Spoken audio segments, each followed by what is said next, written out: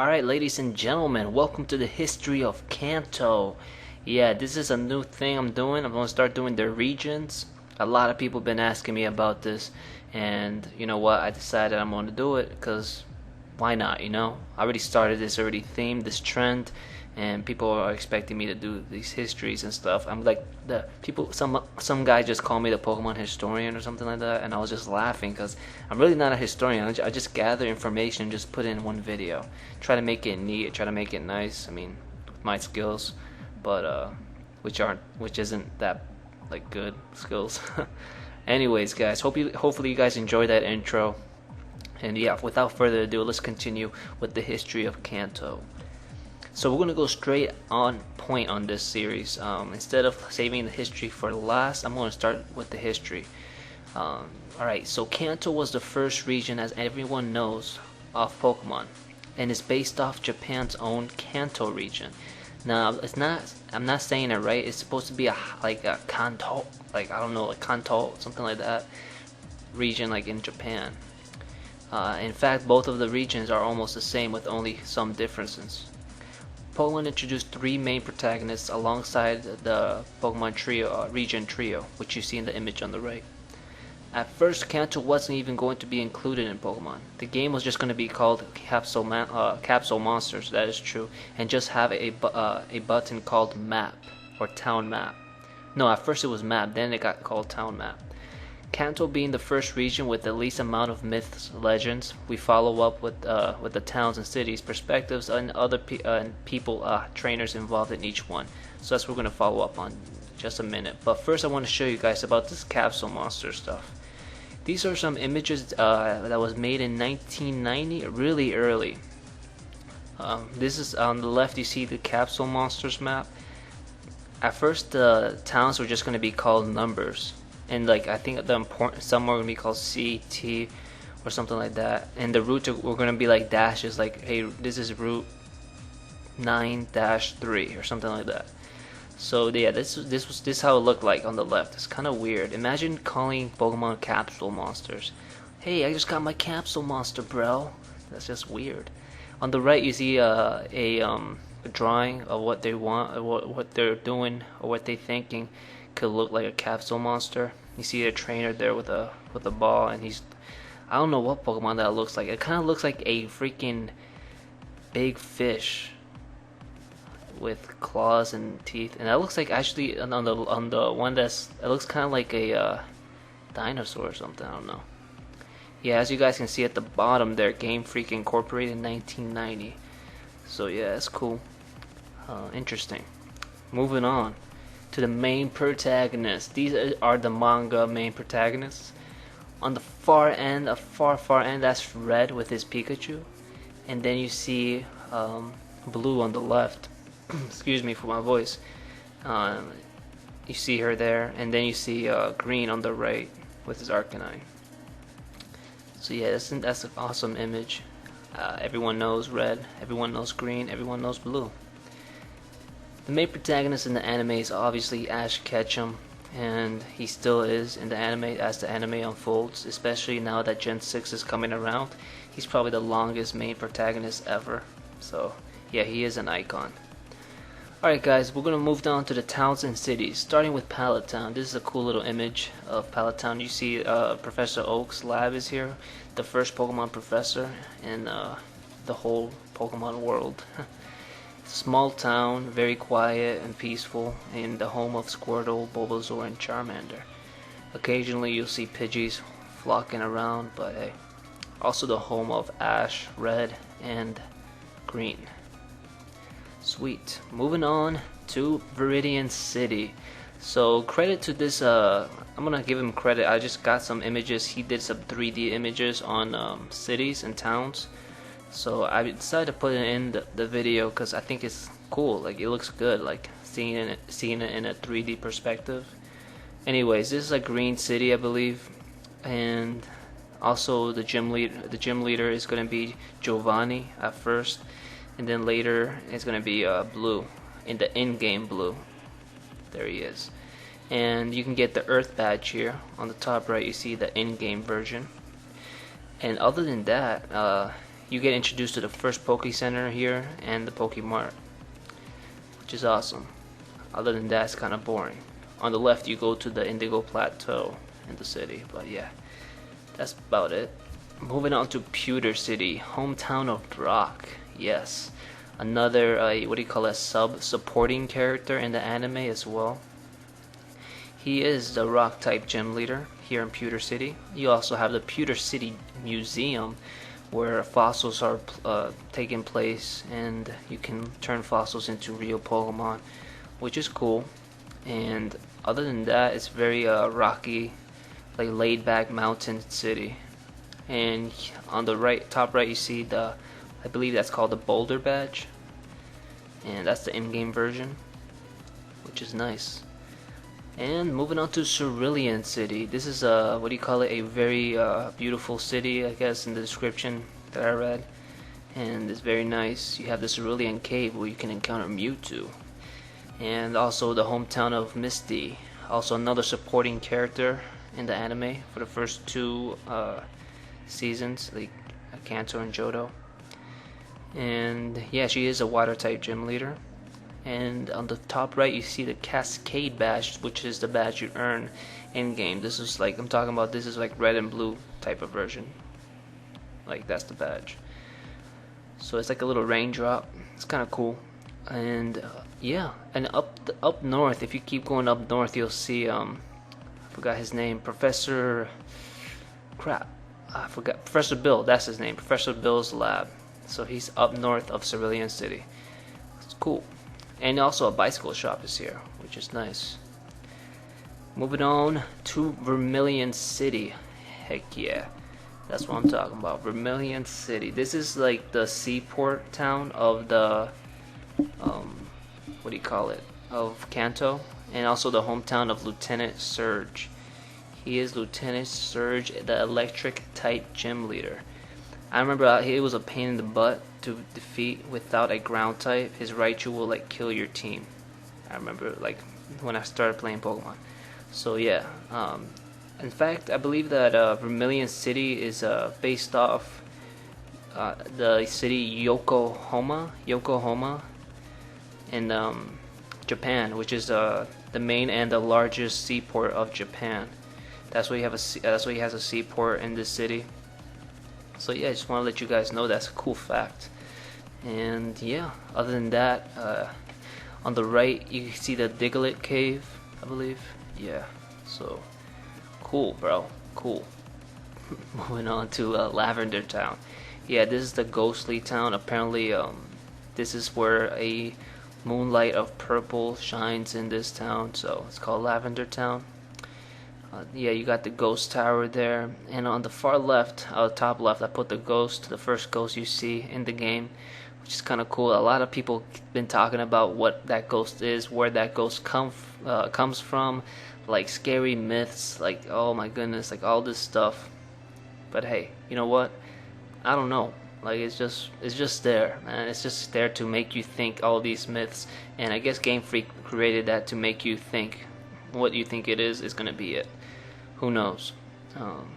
Yeah, so there's no gym in this town. It's just a scary town, I believe. Yeah. Anyways, moving on to Celadon City. Yeah, so Celadon City is like a rainbow. It's a very colorish city, and the hometown of the grass gym leader. What do you call this girl? Wow, Erica. There you go, Erica.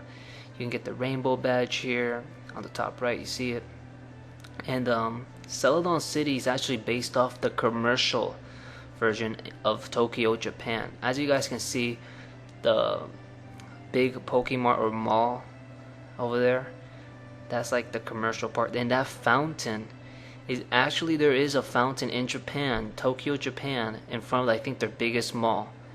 So that's like a hint. I didn't know that. I just did my research, and it's pretty cool. Pretty cool to know that actually. So yeah, I just wanted to let you guys know. And there's a lot of what do you call it, condos or houses here.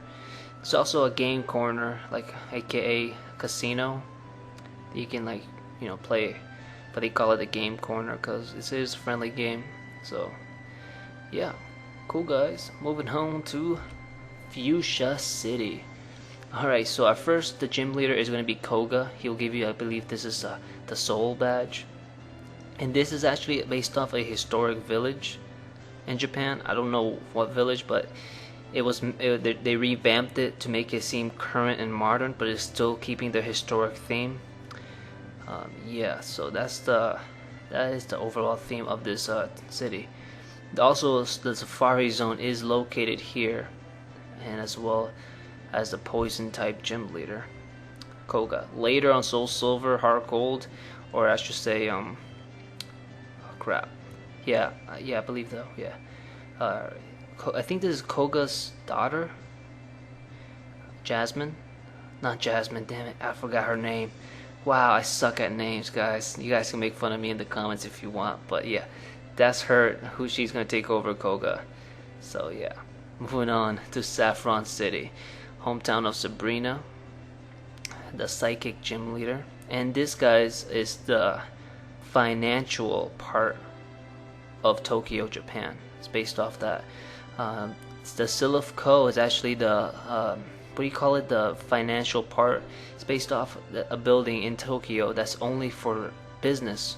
No, nothing else, just business. So they created this thing called Silph-ko just based off that. So a lot of companies, a lot of meetings go around there, and it's always busy. This has more like, it has more of a look of an apartment feeling, and then just a few townhouses. So yeah, it's a busy place. In the hometown of Sabrina.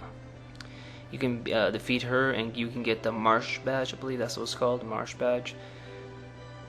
Yeah, she has psychic types. And other than that, yeah, that's basically it for this city. Moving on to Cinnabar Island, the hometown of Blaine, where you can get the crap. No, it's not called the heat badge. It's called the freaking something badge. It's something with fire badge. Wow, I'm so bad, guys. Sorry. Yeah, so you have here that badge, and actually you have another lab here where you can actually, you know what, I've totally forgot what this lab is about. Like, that's how bad my memory is. And then there's a Pokemon mansion. There is a abandoned mansion, and it's actually based off something in an island in Japan that actually is a mansion, just solely a big mansion, and that's abandoned, I believe. Yeah. So yeah, they called it the Cinnabar Island, and you can defeat this guy and get that fire type badge. So cool. And he is the final gym leader besides the Viridian City one. And this, guys, I recommend, you know, just pausing the video a little bit. This is a cool image I found in DeviantArt, and it's very cool. I like it. There's descriptions in each badge, and like the badges are really cool. Like, whoever made this is awesome. Credit to them. And yeah, just pause the video for a minute. I can't read each description. I recommend you guys read each description, and just pause the video and just read it and then play it again. So cool. Moving on to a what do you call this? A place that wasn't included in the game, and that's only included in the manga, which is called Sevii Island, the home of the Elite Four. It's like a volcanic island or like something like that, and they have their base inside there. The Elite Four in the manga, you see Bruno, Agatha, Lorielli, and Lance on the right. So cool. This wasn't included in the game, which I was, you know, it's cool, I guess, but it would be nice if it was. Anyways, starting with the Elite Four, guys. E4 Lorielli, the Ice type Elite Four member.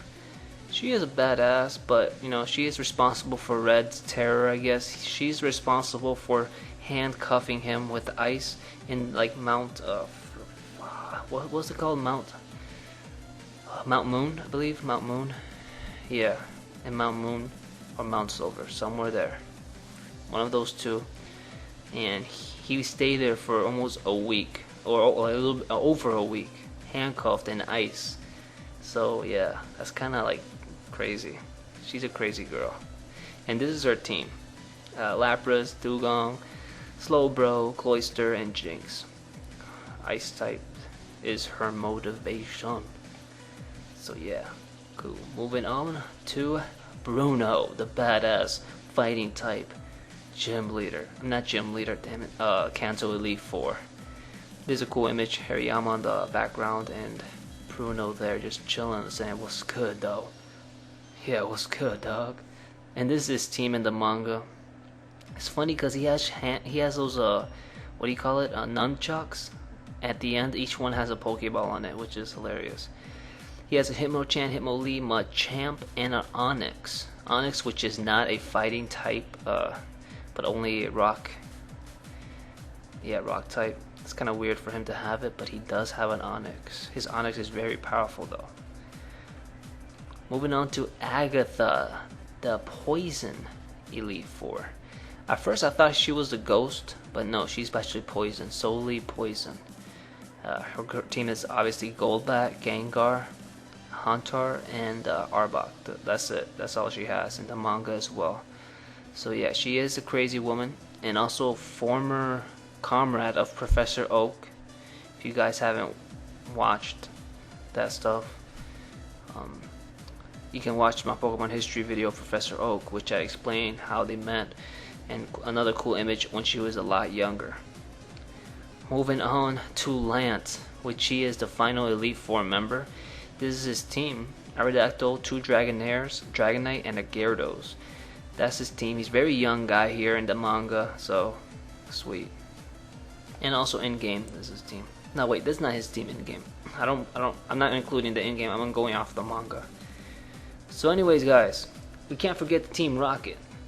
As you guys can see here, you got the Team Rocket in the anime version: Jesse, James, and Meowth. So, cool, Team Rocket right there. And they're still continuing their terror throughout the anime, and they're still alive. Yeah, one of the original Pokemon villains. So yeah, and also, guys, the in-game version of Team Rocket. This is a cool image. Giovanni in the center. You got Ariana on the far left, Petrel, Proton, and Archer. Out of all of them, besides Giovanni, I think Archer is the most like scary, creepy guy. I don't know. He's just, I believe he's. What do you guys think? Who's your favorite? I believe they're called generals instead of commanders. They're called generals, Team Rocket generals. So yeah, those guys are beasts. Speaking of beasts, in the manga, there is Team Rocket 3 beasts. Yeah, I forgot to include their names, but these are the 3 beasts in the Pokemon manga. Which is funny, the big guy over there, he owns a, what do you call it, a Shuckle. I believe that's a guy or a girl. Actually, no, I think that's a girl. She owns a Persian, and the little dude there owns his fortress. So yeah, that's the team. And they are crazy. They're crazy in the manga. So if you guys want to read the manga, I recommend reading Pokemon Adventures. It's pretty cool. And guys, that's basically it. We're gonna conclude with it with Kanto gym leaders. Now, this is actually based off the Heart Gold and Soul Silver gym leaders. After, so it's Brock, Misty, Lieutenant Surge, Erica, forgot her name, Sabrina, Blaine, and Blue. So yeah, this is the aftermath of the gym leaders. And this is another image of the gym leaders. The original, Brock over there, Misty, Erica, Blaine, Lieutenant Surge on the right, Sabrina, Koga, and Giovanni there, the ground type gym leader, the final one. Sweet, guys, and that's basically it, guys. Hopefully you guys did enjoy this. Another image, my final image to you, and I appreciate you guys watching this. Try to get as much feedback as possible. Let me know if you guys think I missed something. If I did, just post it in the comments and just yell at me. I'll just be like, crap, I forgot this.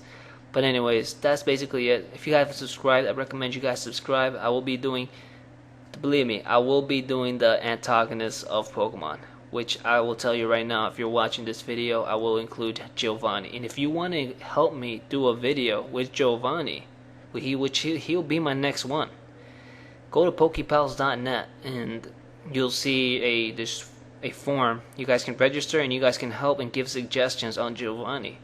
So if you guys know something cool about Giovanni that's actually a fact, post it in that forum and I will let you guys know that I will be using every single one, and I will thank you. And if you guys want to watch other shows, other episodes of the Pokemon History series, just click that annotation there, the Pokemon History Show. You'll get redirected to the channel page of the History series. Anyways, guys, thank you again for watching. Hit that like button. It does help me out. Just hit that. Hit it. Alright, guys. I'll talk to you guys later. Ciao.